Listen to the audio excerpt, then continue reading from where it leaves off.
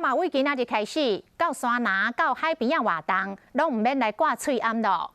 自从去年疫情爆发了后，大家无法度来出国，再加上观光局鼓励爬山健行，所以去爬山的人数是大大来增加。结果山难事故的发生量，嘛为去年开始来翻倍增加。尤其是新北市近郊的剑龙岭这座山，这3年来就发生30外件山难。讲当地救援行动，唔但难度真悬，而且这个救援的过程冒真悬的风险。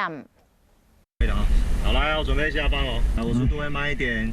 警消人员再三确定，因为救助手这一个落去是无路通行的山边。可以吗？可以，大概在20米。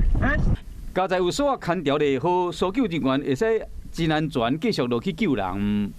他是一群6个人同事哦，去爬剑龙岭，不小心呢就是摔到我们的20米的一个悬崖下去。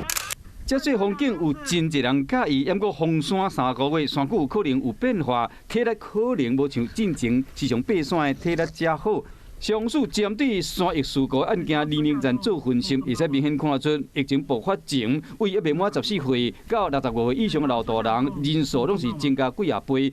尤其是高块山明显的成长比例，更加是有230%，比率远远超过高山甲中级山31%甲21%。在事故中，高块山发生上一事故就是剑龙岭山友讲，这个所在真危险。